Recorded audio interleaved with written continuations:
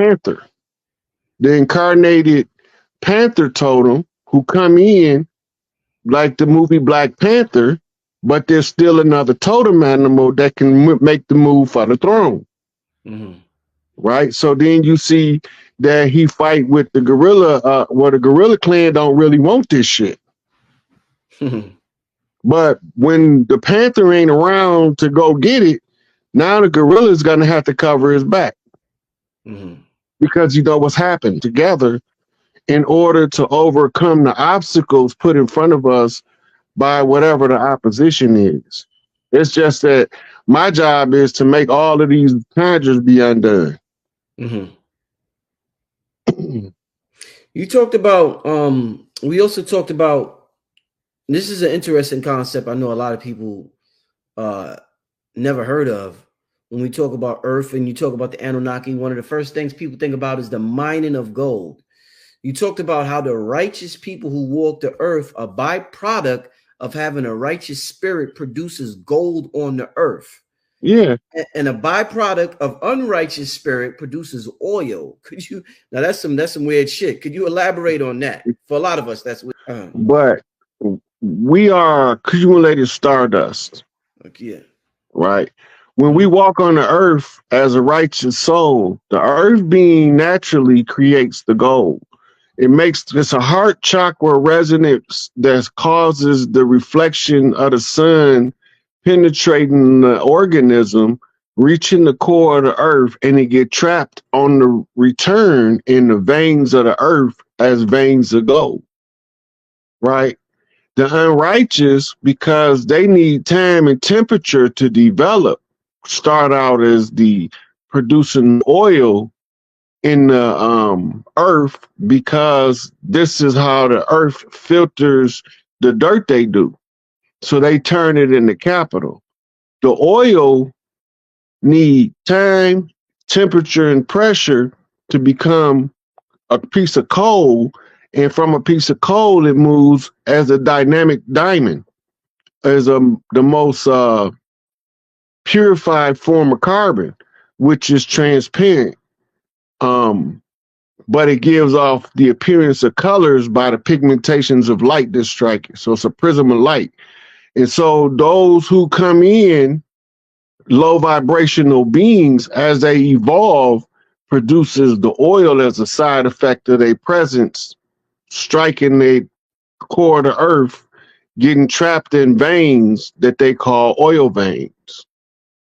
Right? But it's not just those two. It's also all of the platinum group metals are all of the masters on the planet, or the master family bloodlines. These is what they call key lines or key bloodlines. And this is why your ley lines are also called key lines on the earth. It's all correspondences. Like in hermetics. Yeah, yeah. Everything got a side effect. Yeah. But we don't know what the side effect is to everything. The hard part for us on Earth was to figure out why we had gold and other places didn't. Because our sun, in interaction with mainly the women, because at some one time it wasn't no men, for the gold to accumulate, it started with them. And they golden heart. This is where you get your sun worship from. The presence of the stardust that forms the being in the purified heart produces the gold on the energy return to the sun. Right? So it's like a reflection of light hit the core of the earth, go through you on the way, take your essence with it. Because you righteous, when it come back out, you got platinum, you got gold, you got iridium, you got copper, right? And the weakest of them all is the iron, right? But that's the first phase of the higher development. And you notice that the symbol for iron is Fe, prefix for female. When they talk about Iron Man, Fe man, female, feminine man, right? Talking about creative potentialities. Do your right brain function or just your left brain? Mm-hmm. We supposed to be ambidextrous. What happened? Why we not? Somebody did something to maim us. Mm. They wounded our right hemisphere. Mm-hmm. So the brain damage make the other side become more dominant. Now you have to work through the brain damage in order to get back to the function of the ambidextrous status of the brain functioning in harmony. Right. And you got to live it out in your life in order to find all of the properties to rebuild the right hemisphere, which is the hemisphere of wisdom, artistic creation, and spirituality. Left hemisphere is responsible for intellect, logic, and reason. Mm-hmm. So when you put them together, they're supposed to work together in synthesis. Mm-hmm. But they telling us the way that we treat our women shows whether we're looking for the synthesis or the antithesis, the separation, the division. They feed us the seeds of division. I be listening to all these people trying to tell people about relationships like we ain't never had relationships before. I'm like, damn, what about all them people that stayed together 40 years and there wasn't no such thing as a marriage counselor? Right, right. They had no such thing. What about before that when we would have relationships till we 120 and we've been together 97 years? Yeah. We forget about all that stuff. Now we think it's so hard to have a relationship. Yeah, because everybody's selfish, self-centered, and greedy, entitled, and don't want to do no self-work, but they want everybody else to work on themselves. Mm-hmm. That's not going to never work. Mm-hmm. It's going to always blow up in your face. Mm-hmm. Right? And the denial is the reality that everybody don't have to think the same. Everybody don't supposed to see everything the same, because if they did, then there would be no richness to life. We all just be like logs floating down the river. Yeah, exactly. You said when I was talking to you, you told me the 7 sisters produced the metals. Can you elaborate on who's the 7 sisters? The 7 sisters is the Pleiades. Those are they also produce crystals. Right. Palladians? You mean the Palladians? That's what you're talking about? Yeah. Okay. Yeah, but all of those things is okay. So everything that we use on Earth for spiritual practice is somebody we ordered it out of a catalog, for lack of a better way to put it. We built this shit off the Sims. Damn. The Voynich manuscript is an ancient catalog that we used to order from another star system some stuff we needed to make Earth beautiful. So you're like, let me get some marijuana. Let me get some of this. Like that's how, like that. Well, that was brought. THC cannabis was brought from the Canis star system. Let me say that, yeah. Right, and that's what they needed. Just like the mushrooms was brought by the Teros, the ones that they said they got the fat gene. Mm-hmm. Yeah, those with the overalls, the old farmer boys. They brought us the mushroom. The mushroom has since got. Oh man, you asked me about that. Oh yeah, I asked you early. Yeah, yeah. I'm gonna talk to you about that. Yeah. So the name of we named the mushroom psilocybin under the Greek genus of species, and the spirit of the mushroom said it was his favorite name when I asked him why. He said because it sounded like silly ass Cyrus, and he just bust out laughing so hard, man. Wow. But he gave me some information, and I just knew I was, well, you hallucinating. It can't be true, right? So I come out of the trip and checked out everything he said, and everything he said checked out A1 true. Damn. Fucked me up. Wow. Brother Rich, this was this year. This year? This was about 3-4 months ago. Yeah. He came in with a light show. Yeah. It was crazy. He came in with a light show. And I'm like, what the fuck is this? He said, I'm psilocybin.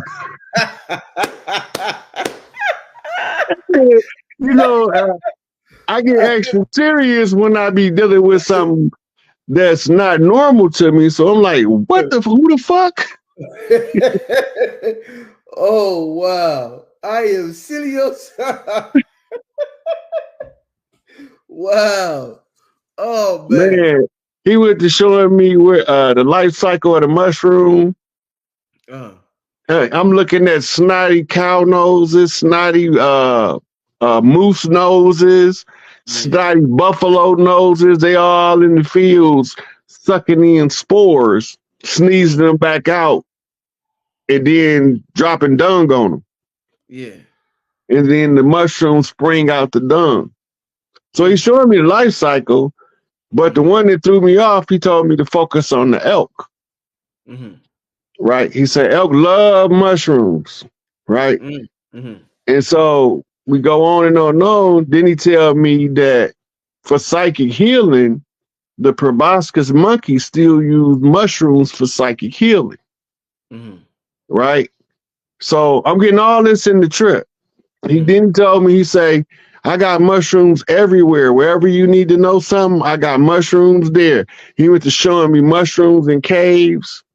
He showed me mushrooms on mountains, mushrooms in the fields, mushrooms on trees. He's just showing me different places where mushrooms at, right? But then he took me back to the cave, right? So he said, now this is the whatever species of mushroom he told me it was, and he said they got something called bioluminescence. It allows them to illuminate caves. So I come out of the trip and somebody sent me a reel talking about animals that get high. And it's landed on the elk love the mushroom, a specific strain of mushroom.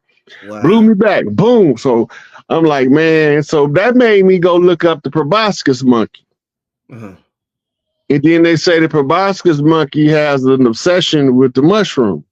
And I'm like, God damn. I said, okay, I'm tripping. So I go on here about 2-3 hours later, I come back, I go check my messages. Somebody sent me bioluminescent mushroom illuminates cave article. I'm over here tripping off my trip. Basically. tripping off your trip. Yeah.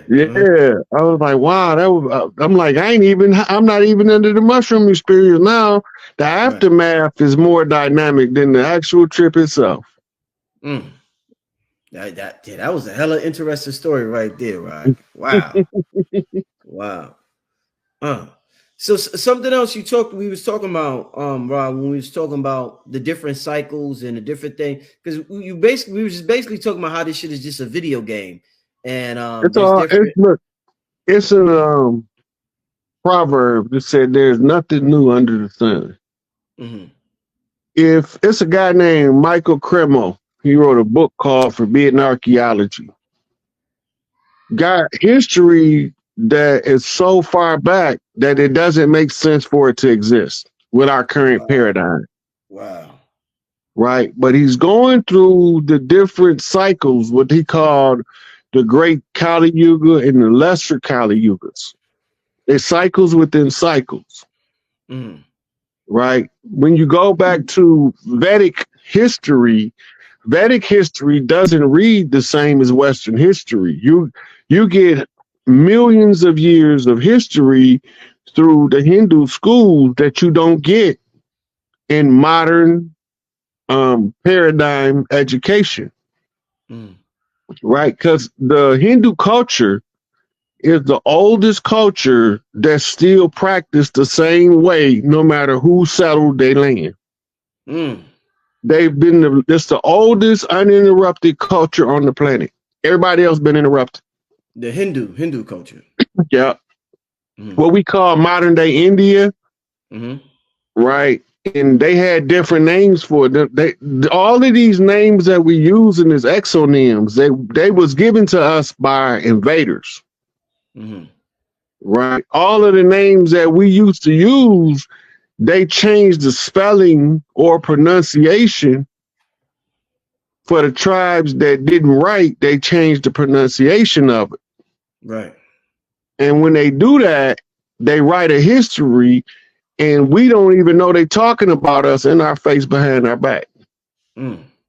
All the time they talking about us, calling us Negro, but they telling us how they slaughtered us off and purged us from the land that we own while we sitting there getting the lesson from the liar that's telling the story.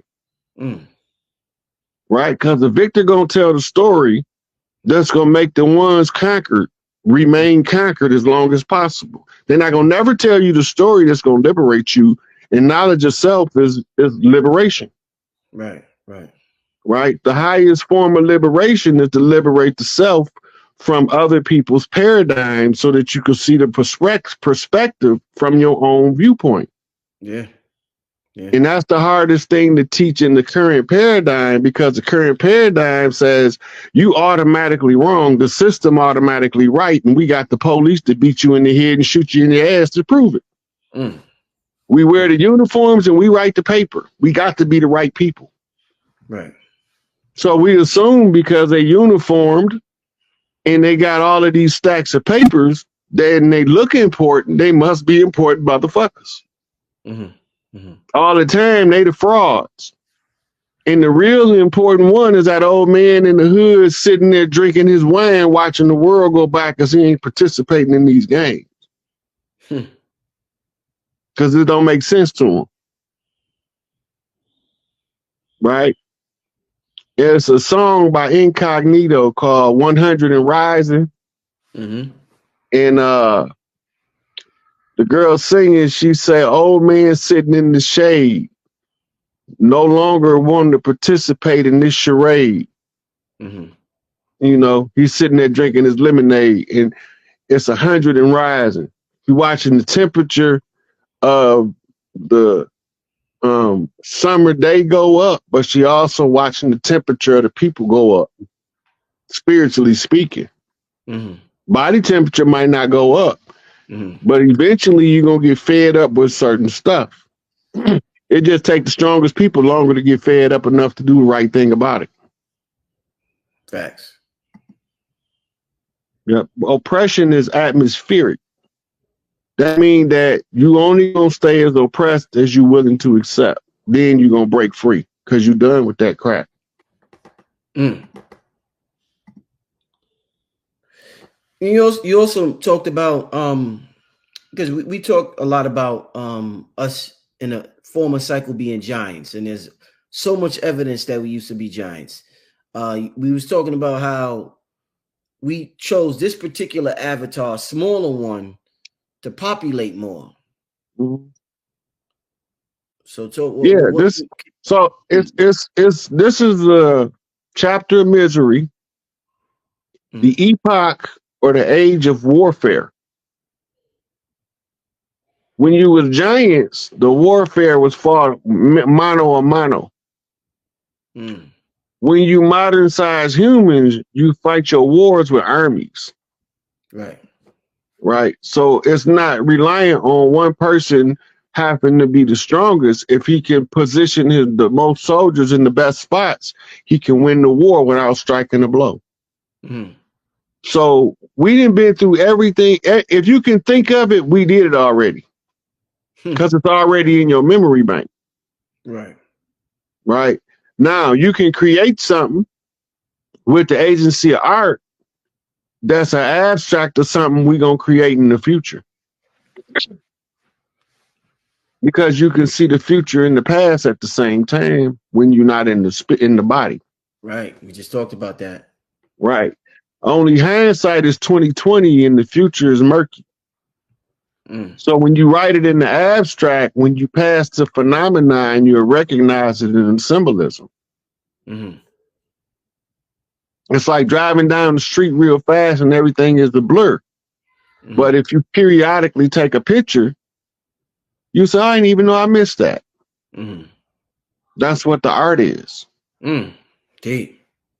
So now you look back on the art and then you can see the spiritism in the art form that allow you to read the pulse of the people when they put it on the drum.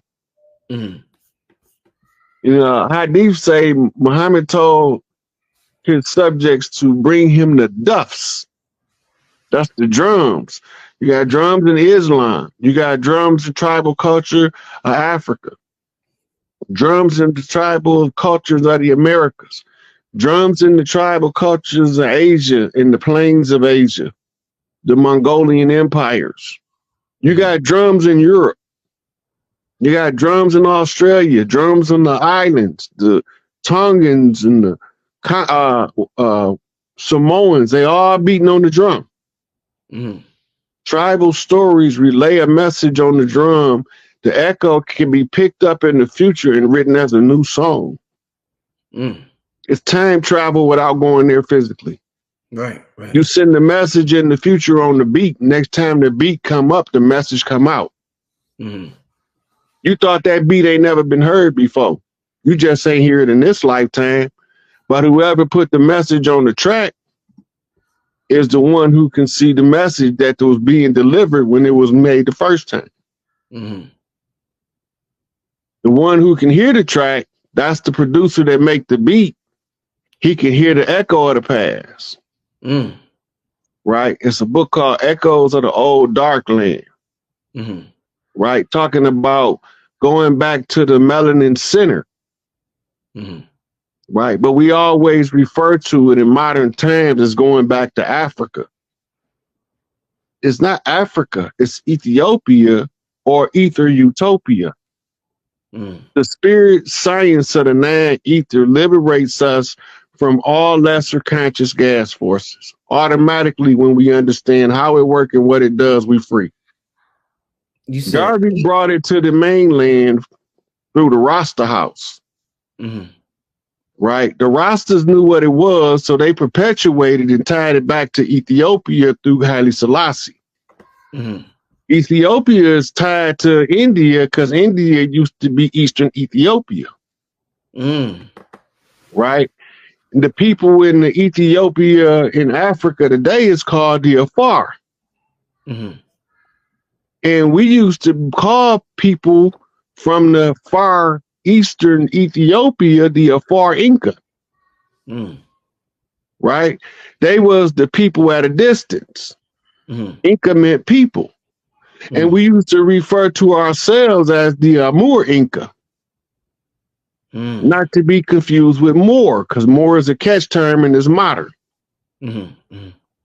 Right? So the Amur Inca meant the people who was under the rule of the Amaru Empire. Mm. Right? And the deity that was responsible for the Amaru Empire, which is a priesthood on the Leopard clan, and the stealth priests is Black Panthers. And we call him Tupac Amaru. Mm. Right? So we seen today and we call him Tupac Shakur. Mm-hmm. Right? And then when we see DMX, that's Chief Zolo. When we see 50 Cent, that's Curtis Jackson. He's an ancient conjure man from New Orleans. Yeah. One of the coldest. Yeah. Yeah. When you see 50 Cent, he come with something called the Big 50 flip. The Big 50 flip is giving the conjure key off of the fatherland that was hidden in the father house over to the motherland by giving it to Big 50. Mm-hmm. Big 50 in turn rallied the troops, the March of the Mayors, to flip 50 mayors. And they all come with a regiment. So in the war games, by positioning the divine feminine across the land and tying them to the capitals, right? It gave me 50 sisters to flip off of 50 niggas. Mm-hmm. And 50 Cent being Big 50. Wow. Guerrilla unit off a guerrilla clan. Damn. To a black gorilla family. Yeah. To a GD that's a pit bull. Mm-hmm. Wow. You be making them connections, man. It's in the psyche of the subconscious. It's all there.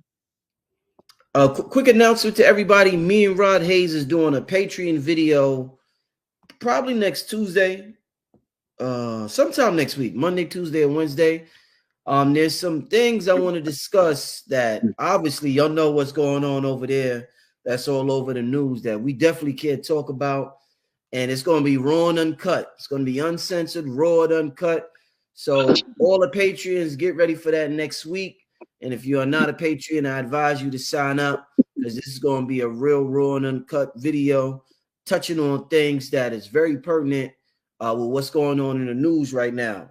There's a big propaganda campaign going on the news right. Red and Blue just got their channel taken down. I don't know if it. I think it was because they was talking about that. You know, they striking channels for talking about that right now. So I ain't even gonna talk about that. But everybody know what I'm talking about. But Rod will be on Patreon next week. So just stay tuned for that. We're gonna be touching on that. So Rod, so in terms of you talked about the North, you mentioned the North Star earlier. They say that the North Star Polaris is no longer the North Star anymore. What does that mean for this paradigm and the paradigm that we're entering, that we don't have the same North Star that we had anymore, Rod? So that would mean that the shift is taking place already. We just seeing it. So we'll know about it from the stellar event before we see it play out in the physical reality. Okay. When you get the report that the stellar event has altered, it's telling you that there's an incoming alteration in what's going on the earth with the human people reenacting the movement of the stars. Right? So some of us are trailblazers, we comets, we burn through the land. You know, then some of us, we just lesser stars that follow the beaten path. Right? Until we build up enough momentum in our own orbit to become supernova. Indeed. Cycles of life. Cycles of life, huh? I want to get to a couple of questions. I got a double header tonight, y'all. I got KT coming on at 9. Me and Rod will probably be on here for about another 20 minutes. Then I'm gonna take a break, and KT is gonna come on at 9. So I want to take some questions from y'all. I don't want to leave here without getting some questions from y'all. Give me some questions. I see a couple of super chat questions. Somebody wants to know, Rod Hayes, what is the effect of the solar eclipses? The effect could be different for different people, right? When you understand eclipsing energies, is one energy overtaking another energy, right? And the symbolism is timed to the divine feminine reclaiming their power on earth from the less than divine masculine usurpers. The timing is synchronized, so it can mean a lot of stuff depending on your spiritual rank. Okay. The lesser your rank, the less it means. Then some people, it ain't gonna mean shit. They just NPCs anyway. Right? But then some people, it's gonna change the world for them. Their whole paradigm just shifts. Right? Old things that didn't serve them can fall off, and future things that's going to be in their greatest good come online. It just depends on where you at in your development. Somebody said, coming straight from a Maori elder, Hindu is not the only uninterrupted culture. Maori culture is also uninterrupted. No, the Europeans interrupted it when they interrupted this one over here.